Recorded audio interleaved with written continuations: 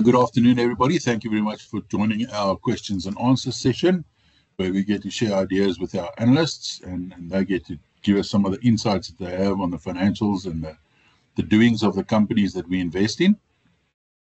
Thanks for joining us this morning. We've got Pierre Miller, who's a senior equity analyst, that's going to be chatting to us about Sasol. Then Sean's going to do his technical bit.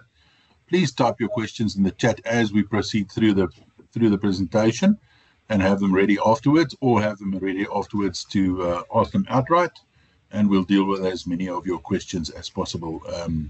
Yeah, I'm going to hand straight over to you. Thank you very much. Thanks, Sorrel. Good morning, everyone. Thanks for joining in and listening. Today we're looking at Sasol. We'll be looking at its first half 2025 results. So it has a June year end. So these results would have been the second half of last year, calendar year. So the results ending December 2024. We'll also just quickly touch on our views still on Sasol as an investment case. So Sasol is facing various challenges, both from a macro and operating environment. So the lower oil prices would have been a large detractor for Sasol during the period, and also the lower average rand to dollar, or stronger average rand to dollar price. Those would have been the main driver for lower results for the period. But then there were also lower refining margins, lower sales volumes, and the chemical side of the business. We've seen improvement in their margins, but if you zoom out a bit over the period, the overall industry, so it's not just for Sasol, the margins are at a cyclical, very low point compared to history. And even though we've seen some improvements, it's still very early and we're not yet out of the woods. The guidance is also not yet positive from Sasol's side. They still see a lot of increased supply versus not much demand out there. So that's not yet looking too great. So a lot of challenges faced on that front. This also translated into no dividend being declared for the interim period, as Sasol changed to a new dividend policy which aligned to cash flows rather than accounting earnings. And because one of the metrics are for cash flows to be positive, and then they pay out 30% of that, and then the other one is they want to also maintain their debt at certain levels. So they have a target of having the net debt below $4 billion. And it was sitting about 4.3 billion, so slightly above that. So due to those two reasons, they didn't declare interim dividend. However, it's worth noting, usually the second half of Sasol's financial year shows stronger cash flows. That's because they do most of their maintenance work and so forth in the first half every year. I always highlight the risks as Sasol is a high risk company, so it's for those out there that has a higher risk tolerance. So all of these, you have your normal commodity and currency type of risks for a commodity type of company like this. Also operational risks. And then I think more specifically for Sasol, it's quite a heavy polluter of carbon. So there's quite increased, environmental concerns type of risks, and how it has to transition to a lower carbon economy. So yeah, it's always worth highlighting those, as this is a high risk company. But we still maintain our buy recommendation. That's due to, even though we've seen this challenging environment and these risks, if we look at the share price where it's trading, it's completely disconnected from most valuation multiples historically, and also compared to the value that we see and other analysts out there in the market, where all on the FactSet, so the database that we use, everyone is seeing upside on that front. If we look at the results, so this is an adjusted EBITDA measure. So basically removes just most of the noise, such as impairments and so forth.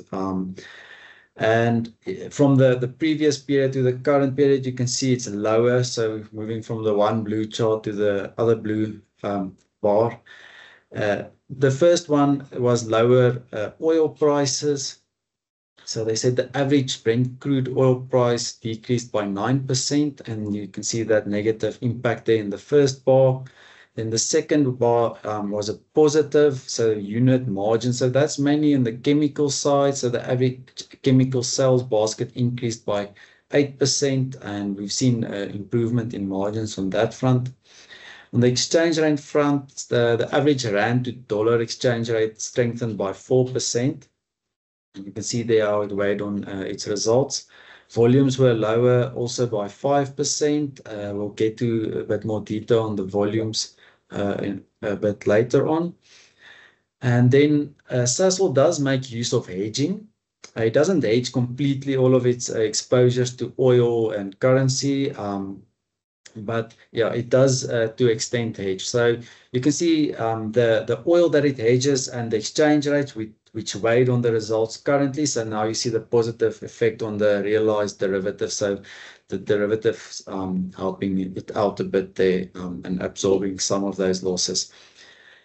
And then also just to put a bit more color on some of these earnings and sensitivities. So management also provides an estimate where it says for every $1 change in the crude oil price, they see a 610 million rand change in its earnings before interest and tax.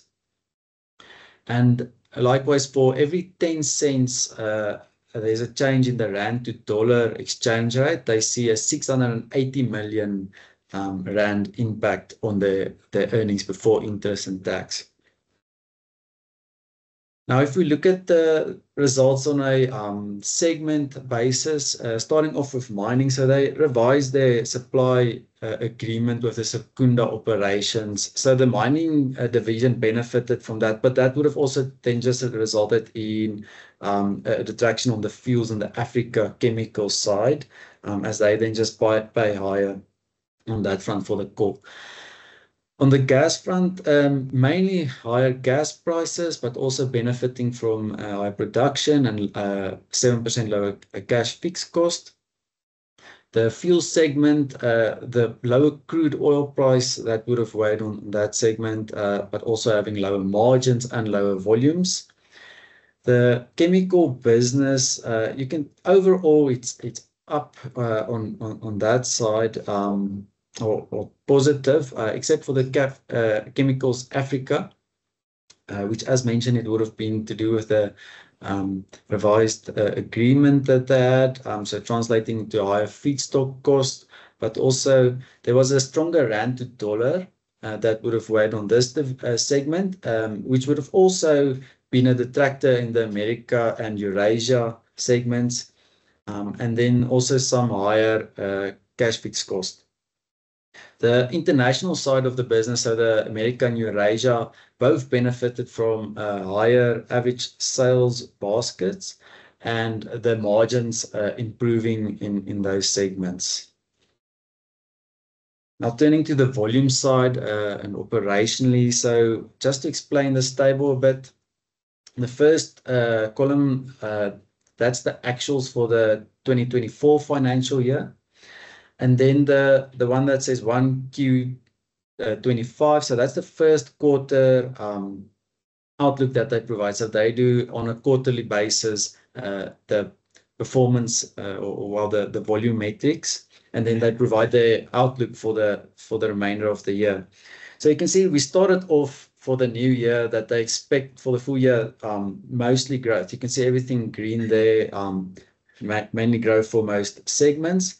But then the guidance was lowered in the second quarter. So things going a bit worse during the second quarter. So the mining side, you can see still growth expected there or guided from management. Then on Secunda operation volumes, where we started off with a growth compared to the prior year. Now it's slightly lower compared to the prior year. That's mainly due to the coal quality deteriorating, and then that causes the equipment availability to decrease, and then lowering the volumes on that side. So that's what's happening there. And the lower coal quality is causing quite a knock-on effect throughout various of its operations in South Africa, or Secunda's operations side. So that's one of the lines or segments that we can see they're being impacted from the low coal quality. The liquid fuel sales initially expected a bit higher, now in line. That's also coal quality filtering through there. The Natref run rate, it was first expected to be higher, and now it's expected to be lower. So there was a fire at its Natref refinery in January 2025. So now that is after this period. So you wouldn't have seen that impact in these results, but it will impact the next set or next 6 months results when they release that. And management lowered their guidance, therefore, due to this fire, which would have caused the outage in those operations. They have ever said that they have restored operations during February, so it is back online. The Mozambique gas, they still expect growth there. The Oryx GTL gas to liquids production side, so in Qatar business, they still expect growth on that front. It looks a lot, but it's basically a low base in the prior year. Now just increasing. It's also smaller if you compare it to Secunda or Natref, the side. So I wouldn't really become too excited just on that one figure showing massive growth. On the Chemical Africa sales volumes, previously slight growth, now it's in line. So that's again knock-on effect of coal quality because that Chemical Africa is at the Secunda operations mainly. And then the Chemical America and Eurasia, so the international side, was previously in line. Now they see it 4 to 8% lower. That's more due to macro concerns. As they see, there's still a lot of supply coming online internationally, where they are concerned about the demand side. So those type of mechanics playing off against each other. Now we've talked about the results, the main items. Now we're just switching a bit more to the investment case, and the main thing about Sasol, if you look at it, it's a very cheap, compared to the standard metrics that you measure companies by. However, it will always then coincide. Then there must be risks and concerns. So that is the case. We've touched on those risks and concerns and the earnings, but now on the value side.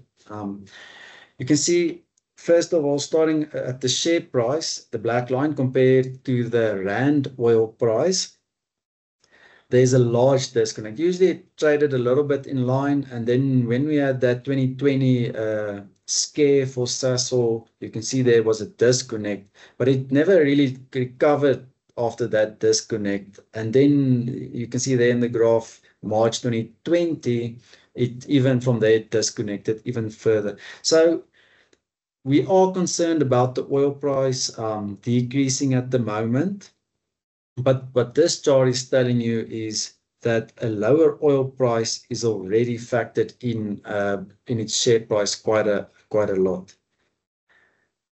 And then the other side half of the business is the chemical side. So the left hand, we just show you some of the international chemical peer companies, how their operating margins, how it looks on that side. You can see all of them have trended lower recently, and Sasol included, but not Sasol didn't deteriorate more than its peers. But then if you switch to the PE multiples of these companies, however, you can see Sasol, all of them traded quite lower for a period, and then suddenly a lot of them recovered, and Sasol didn't recover. So once again, just as in the oil price that we've seen now Sasol on the chemical side, also there's a large disconnect. So if you're concerned about the chemical industry, you can also argue, relative to peers, there's also, because of this deep discount, it's factoring in quite a lot for a decrease in the chemical industry. And then I always just point out LyondellBasell, the blue line. If you compare that to Sasol's PE, the black line, they traded very closely. So that's a nice one to see how they traded, and then you see the disconnect there happening. And then lastly, another just the relationship compared to history. So if you take the next year's earnings per share forecasted, so this is a database that we use from FactSet. It takes the average of the analysts out there, what they forecast the earnings will be, and then you just times that by 10. So you can say it's a PE of 10. So historically, you can see how that relationship to the share price traded quite closely. And then once again, you see this disconnect. So now this one is also saying, there's even a larger disconnect. So the analysts are expecting, perhaps earnings to be lower next year, but the share price is even lower than, those concerns. So one might argue perhaps, because there's a actual event of, the oil price is decreasing while the chemicals are low at the same time, maybe that disconnect, but it's quite deeply disconnected on all measures. So that's why we have our buy recommendation still, with this being the main investment case. We usually like adding these metrics from Sasol as well. They usually share it also in their presentation. It just shows you that Sasol is very systemically important in South Africa. It supports a lot of jobs, a massive contributor to the GDP and tax. We've seen when there was the fire at Natref, there was large concerns about jet fuel and flights. And also the gas market is, there's a large concern about the gas cliff, what they talk about. So that's Sasol is going to stop supplying gas to the market, and they've extended that now to mid-2028. But all these things are just telling us, Sasol is very important for South Africa. And yes, we do have a concern about carbon tax and how we move forward, but one has to think very carefully how you do that, and what regulations and things you will implement on Sasol, as it has somewhat of a small moat in this regard in South Africa.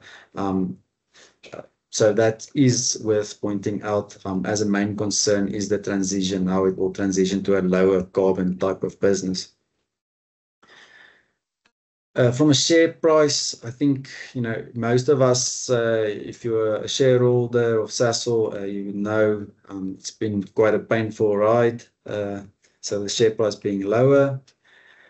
On a valuation front, we've talked a lot about the valuations. No surprise, PE is very low there at the moment. I think it's 2.3 about there somewhere at the moment.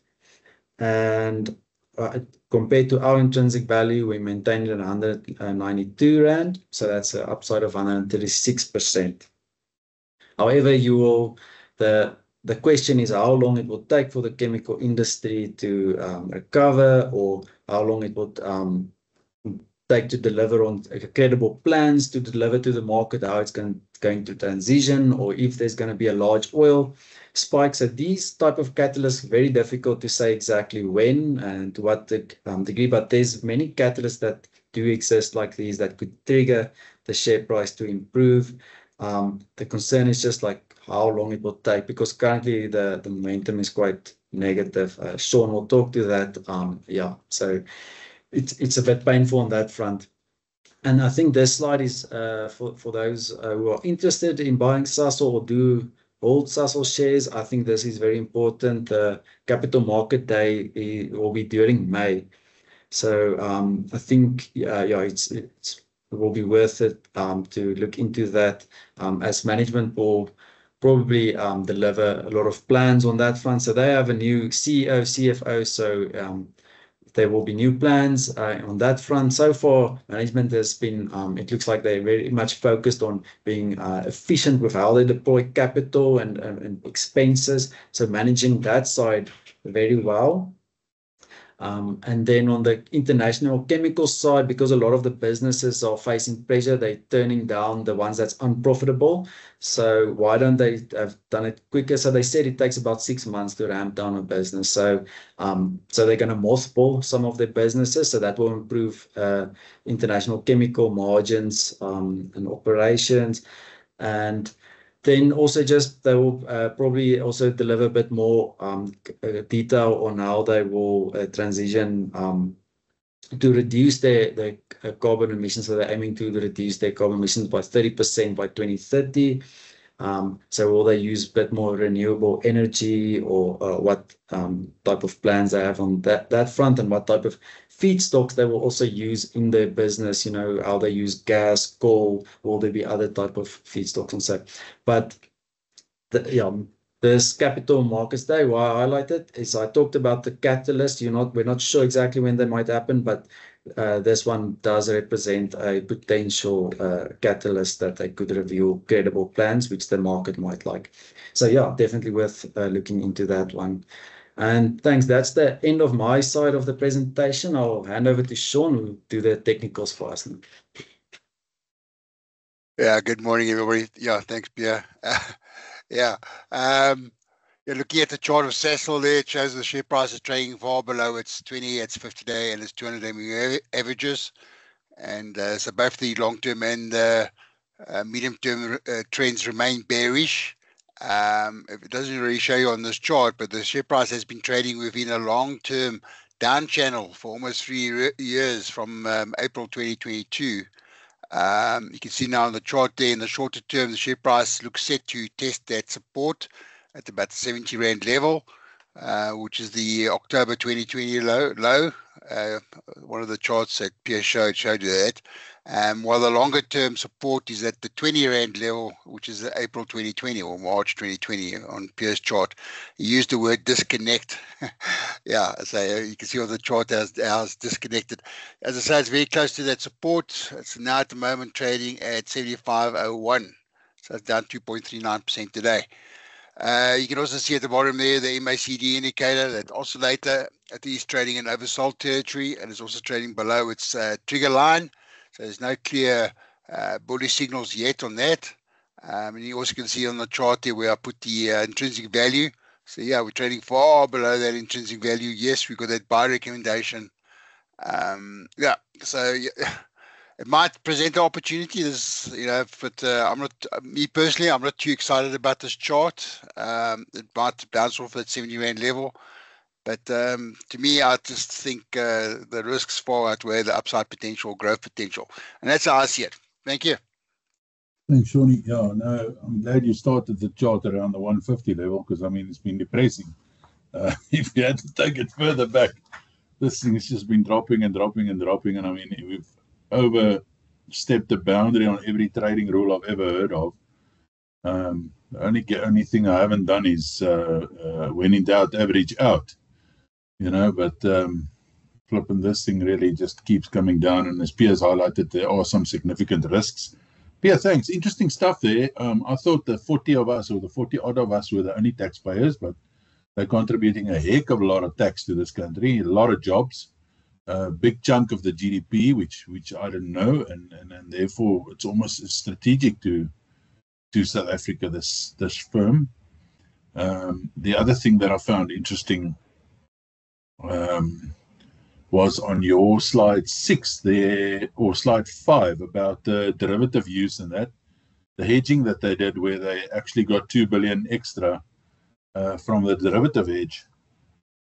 I think it was on the waterfall here. Yeah, you showed the realized derivatives and that. So you're saying that they don't hedge all their currency exposure, because you highlighted that $1 in the oil price moves their revenue by a heck of a lot, and then same thing goes for a deterioration in the rand dollar or a gain in the rand dollar exchange rate, because if the rand gets stronger, they make less. So they have on the I'm going to go a bit technical, but for those who like the technical side of options and all of those things, on the exchange rates, they use a collar. So it's cheaper for them. So they don't have to pay a fee to get that type of, let's say, insurance. So the collar means there's a bottom end and a top end. So they limit some of their upsides and their downsides. And on the oil prices, they buy options. So only once it gets to a low level, then that kicks in, and then so they have some, let's say, insurance on that side, but then they have to pay for that. So that's what they have on those two, and then also just on the percentage what they actually hedge. I think this is getting more to Sarel's question now. Is they hedge I think 20 to 35% in the 2025 year exposure. And they have actually extended their usually they do 1 year ahead. They've actually extended now for the next year. So now for the 2026 year, they're hedging 25 to 40%. So slightly 5% higher hedging there. But yeah, as you can see, a little bit less than half that they're hedging. Thank you. Thank you. I see Peter says that fire that you referred to, does Sasol have any insurance against fire damage? And he specifically mentioned that East Cracker. Yes. From what I know, they have insurance, so they would get a payout on that. And also, I think in the Oryx business, there was also an incident. However, I'm not sure on what the payout is, but I think, yeah, most of the damage is also that just loss of operation. So that fire in the US, that East Cracker that you referring to, so that was March 2024, and the operations only came mainly online again in November. Yeah, so they've lost quite a lot of volumes on that side. So I think that's where the knock is. So I'm not expecting necessarily an insurance claim that would save them there or anything massive. But yes, to get to that answer, there is insurance. But bearing in mind that they didn't have operations for quite some time, I mean, it's not all bad. If you look at this waterfall chart, it looks terrible. I mean, it just means the revenue is down, way down there. But if you look at exchange rates cost them 2.5 billion. Oil prices cost them another 2.2 billion, and you add that to the 24 billion, then we're almost at the same revenue as the previous year. So it's pretty much stuff out of their control that's costing them bigs. So yeah, not their fault. I don't see any other questions, and I see we're almost out of time. It's 11:58 already. Anybody have a last question for Pierre? It's been comprehensive, Pierre. Thank you very much. Yes, and very insightful today with all the little tidbits that you added on there. Really enjoyed that. I see there's a thumbs up. Doesn't look like there are any further questions. So, Sean, would I be correct in saying that next week we've got First National Bank? Yes. Perfect. Yeah, with Pierre again. Yeah, so we're with Pierre next week. He's going to be doing FirstRand for us. We'll be back same time, same place. We'll see you 11:30 next Thursday. Thanks for joining us today. Have a great day. Cheers.